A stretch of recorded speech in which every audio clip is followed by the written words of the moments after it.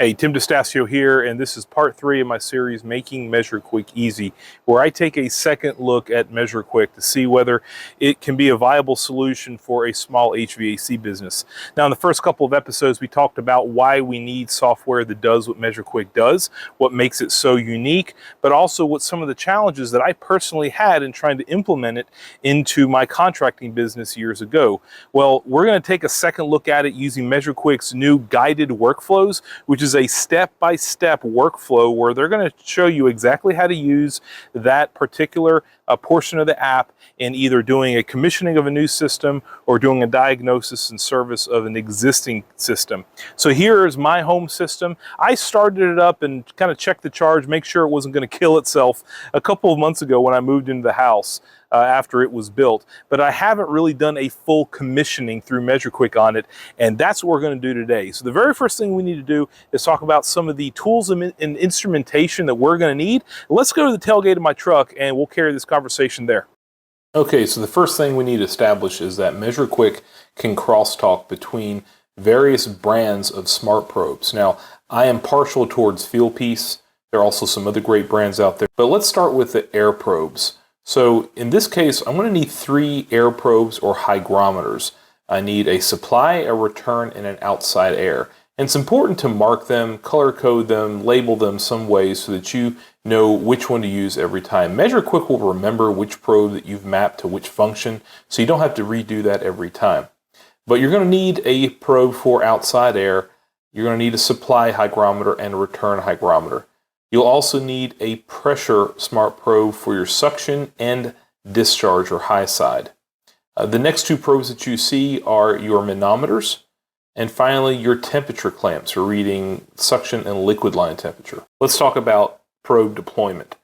The supply probe needs to go inside the register. This avoids air entrainment, which if we were to put it on the outside of the register, might create sort of a pocket where the cold air goes around the probe instead of affecting the probe. The return hygrometer can simply attach to the return grill.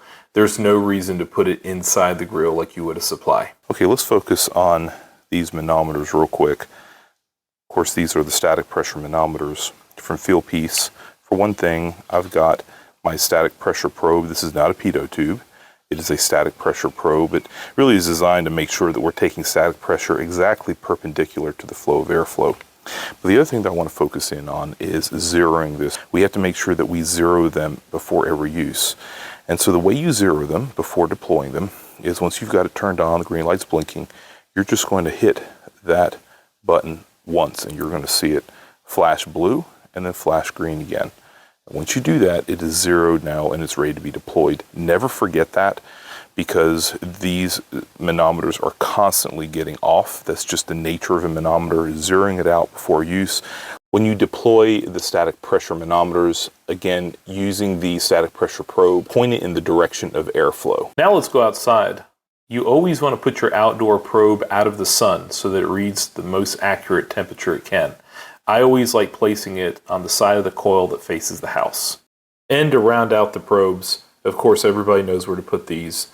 Low side, high side pressure, suction, and liquid line temperature. Okay, we are in our measureQuick home screen. So yours may look a little different than mine. We're going to start a project.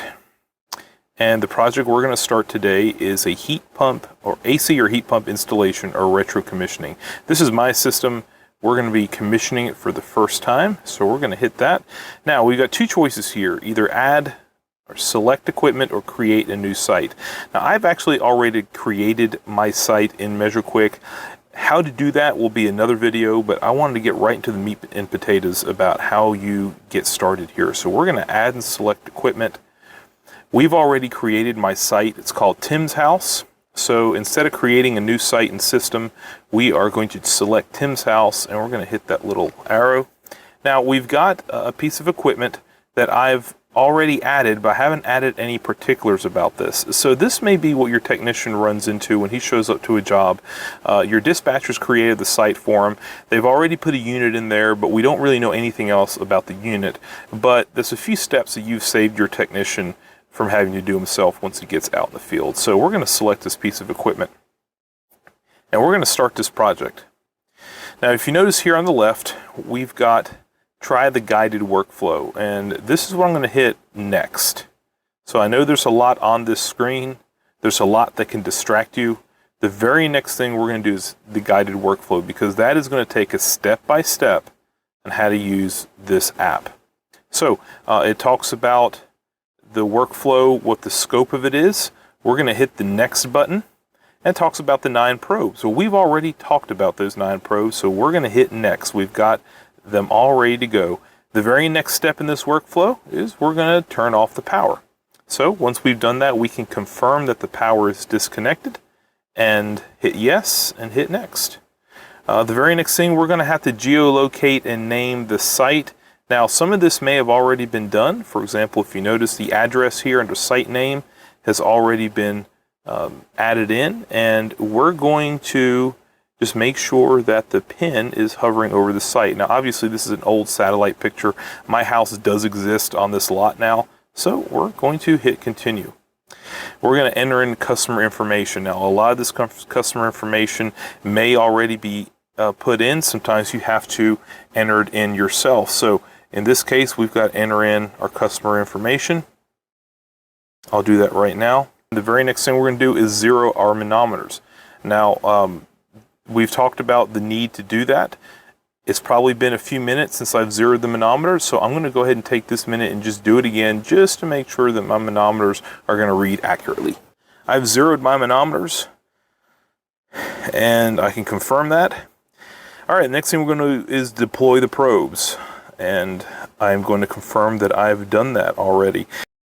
So we're going to hit the check mark. All right, the very next thing we're going to do is enter our filter information. It's only necessary to enter the return that you have a filter in. So for example, in my house, I've got a central filter at my air handler, but I actually have 4 returns. I'm not going to enter each of the 4 returns. I could if I wanted to, but the very quickest thing to do is just to enter the one return that has a filter in it. So as you see, I do have a filter in it. I'm going to set the change date way back when I first fired this unit up, which was around end of June. I don't remember exactly when it was. Filter type. So I've got a MERV 13 in here. Manufacturer's Aprilaire. And let's see what it says under media. Okay, so we have some choices for different types of media filter. Now I have a 2210, so I'm going to just put other because I don't see that one in here. Filter quantity 1, and then our filter size. I know it is a 25 by 20 by 5 inch thick. Okay, we're going to take a picture of it. So we get to the photo documentation screen. There's a lot of other things we can take pictures of. Right now, I am just going to take a picture of the photo. So let's not let the other stuff distract us. measureQuick, the guided workflow, should take us through the steps, and we'll take those pictures when we get to that step. All right, so we'll just take a picture of the filter. All right, so we've entered in our filter information. The next thing we're going to do is enter our installation information. Now, there is a step to skip this, but we're going to go through the process. We've got some line set information. I know that my line set was 23 feet because I bought a 25-foot line set, and I had 2 feet left over. Line set location, it's in an attic. Line set lift, we'll say it's 10 feet. Liquid line diameter is 3/8. Suction line is 3/4. Location of ducts. All right, I'm in an attic, but I'm in the conditioned space. So I think I am just going to choose basement, because I think it being inside in the conditioned space is going to be more important to measureQuick than the actual physical location. So that may be something that measureQuick needs to work on, is give us some more options as far as duct locations. Insulation R value. My ducts were R6. And it's a zone system. No, it is not. And I have no belts. So I can go ahead and hit continue now. And really, I'm flying through this really quickly. Photo document the issues. So this is going to be another place where we can photo document all kinds of other things about the system. For time's sake, I'm not going to do that. So we're going to just skip that. But again, I do recommend if you're doing an actual commissioning, then go ahead and document that so your office has that on record. And finally, we're going to enter in the air handler furnace model serial number. So if you notice, everything we've done so far has been inside, and that makes sense because the top of the screen says indoor workflow. So measureQuick is having us do everything inside first, and then I bet you we'll go outside after that. So the next thing I'm going to do is I'm going to hit system type, split, heat only, package mini split, multi-split, geothermal. Okay, this is a split system, so we'll leave that there. Equipment models and serials. So I'm going to take a photo of my equipment model number. It is sideways, so is what it is. There we go. Okay, air handler. Year installed, 2023 is correct. Make, it is a Bosch. Model number, now I do have the choice to scan a barcode. All right, well, I need to flip it sideways. Ooh, and every time I do that, the screen flips. Okay, we're not going to be able to do that either. We're going to have to enter that in manually, but really that's what we're all used to doing anyway, so it was a convenience that measureQuick gave us the ability to enter in or to scan that barcode. Again, these are things that you would normally be doing anyway the first time on a job or commissioning a new system. So measureQuick isn't making you do any extra steps. So as we continue there, of course, the Bosch model or serial numbers are crazy long, so this is going to take a few minutes. Okay, very good. And since we have a heat pump here, we don't have a separate evaporator, so we'll hit continue. All right, now it is time to go outside and get that information. Of course, we'll turn our indoor power back on, hit next, and yep, it's time to turn off the outdoor unit and get that information. And confirm that the disconnect is removed. And we're going to deploy our outdoor probes. I've done that already. They're reading. We'll hit continue. And now it's time to profile the system. Let's select the tonnage. Now this is a 3-ton Bosch. I got it set for 2 tons. Of course, it's R410A.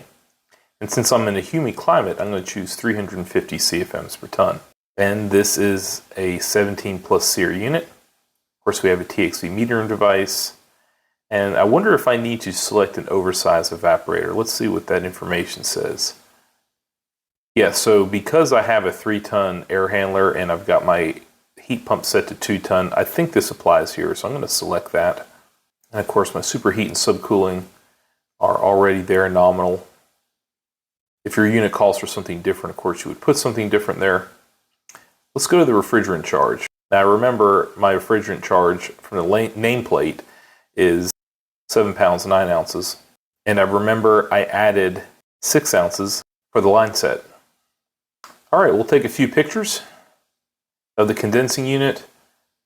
Let's get one of the nameplate as well. There we go. And now it's time for us to photo document the outdoor issues. Now this takes us back to our photo documentation page. This is where we can document any other pictures, anything that we need to show the customer potentially about the system. Just for time's sake, we're going to leave that blank. Now it's time to enter in the condenser model and serial number. So of course it was installed in year 2023. It's a Bosch, and I'm going to start getting down the model number from the nameplate. Of course, the model and the serial numbers of these Bosch units are astronomically long. All right, we'll hit continue. And now we've got to locate the outdoor unit. So if you recall, last time we located the indoor unit, now we're going to locate the outdoor unit. And this is helpful maybe when you have a commercial site with a bunch of indoor and outdoor units. That can help you match each one and make sure that the next guy knows where to go. So again, using all the technology available to geolocate where the unit is, I'm going to just plop that pin sort of where I think I am on this lot. All right, we're going to confirm that the condenser is operating. We're going to pop the disconnect back in. Okay, well, the next step is to take electrical measurements, but before we do that, I need to explain to you a little bit about the meter that you're going to need to do that. Okay, the very next thing we're going to focus on is this meter and how to use it. Now obviously it's turned off. This is a Bluetooth meter. As soon as you turn it on, it starts looking for a Bluetooth connection. Once you've mapped it to measureQuick, it stays mapped, but every time you turn it off, it loses that connection. And so before deploying it, you definitely want to turn it to watts. And measureQuick will now realize, okay, there is a meter that is turned on that I've previously connected to, but then we need to go into measureQuick and actually activate it. Once the meter is turned on and set to watts, when you go to the electrical measurement screen, you're going to see the meter in the right-hand column with all zeros, and that's what you want to see. Next, we need to configure measureQuick for what kind of motors are in the unit. So we need to tell it what the indoor and outdoor unit phase, voltages are, as well as what kind of blower motor we have, because that will make a difference as far as the efficiency and performance ratings that measureQuick gives our system. To read watts, I like to go in the disconnect and read line voltage and grab one of the lines with my amp clamp. Next, you'll see these fields being populated in measureQuick. Now you're going to have to capture those readings once they stabilize for the piece of equipment that you're working on. Now that we're done with the air handler, we're going to move to the condenser. Again, voltage in amps with my meter set to watts, and I'm going to now capture those readings for the condenser. Once I've captured my electrical readings, I just want to take a moment and look through all my instrumentation, because I haven't really done that yet. We've just been going down the workflow step by step, but we haven't actually looked at any of our gauges. So I'm going to do that for the next few minutes. Looks like things are running really normal here.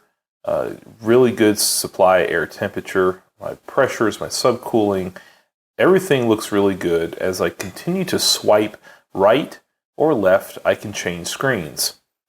Enthalpy looks really good. Airflow is right what I expected it to be.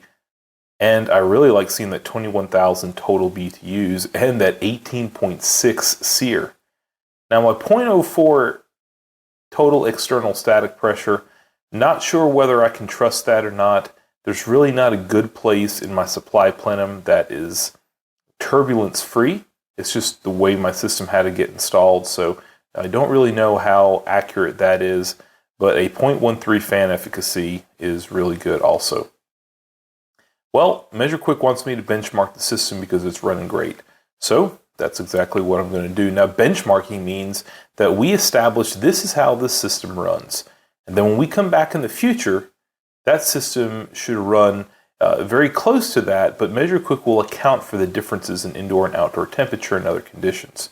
This screen here is a really good final screen just to sort of rate all the components in the system. Maybe measureQuick tells you that it's performing well, but maybe you found a problem visually with it. This is where you can override and make things pass or fail. Now, obviously, you don't want to just yup check this list. You want to go through it with some kind of diligence. Maybe take pictures and document things that you didn't do so, sort of like that condensate drain system that we skipped over the first time. This is a nice checklist for you to go through your unit. Remember, we are starting up and commissioning this system.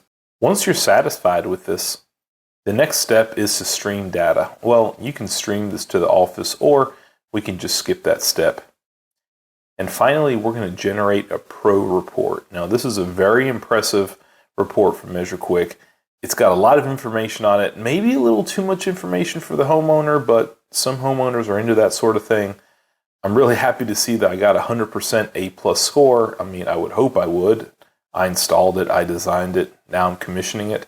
But here's where we see all those readings, all those configurations that we set up, all in one place. Even our instrumentation readings are here in one place. That way we can go back and check ourselves later on.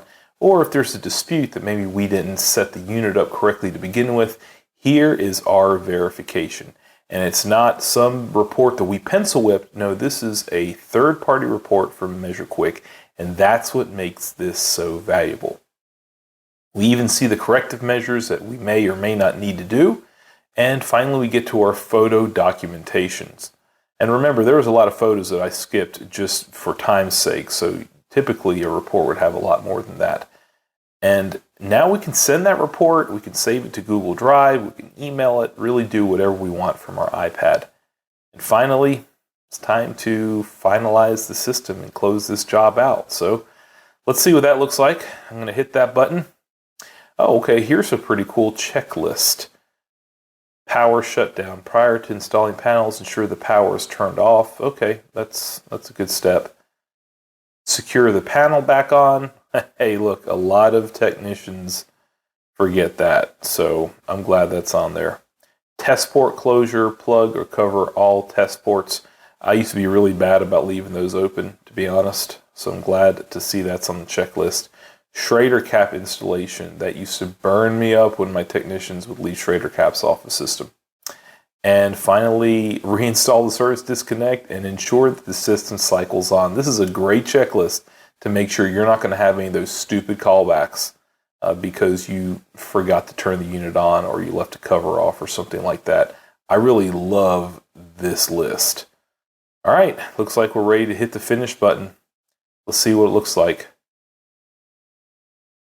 Saving data to the cloud. Okay, so I don't have to save this on my particular device because my iPad is about out of memory. It's an older iPad. So it's going to save it to measureQuick's cloud. That way I can access it from the cloud anytime I want to. And that's it. We're done. Okay, so a couple of final thoughts after the process is over.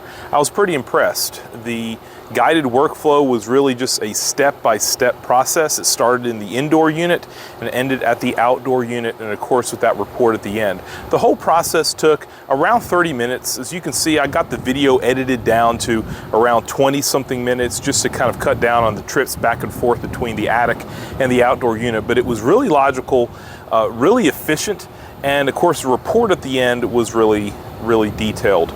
So the next question is, how would measureQuick do on a return call, like a maintenance visit? Or how would it do on a service call, where you're going out and diagnosing a system? And those are some videos that I'm going to shoot in the future. But the very next video in this series, we're going to go a little bit backwards, and I'm going to show you how to set up a customer in measureQuick as well as get your probes linked, because I skipped over that part. If I would have included in this video, it would have been way too long of a video. So now that you've seen the process, we're going to go back and just do some of the setup stuff. That way, the following video, we can get right back into the processes, and you already know how to map your probes. You already know how to set up a customer for the first time.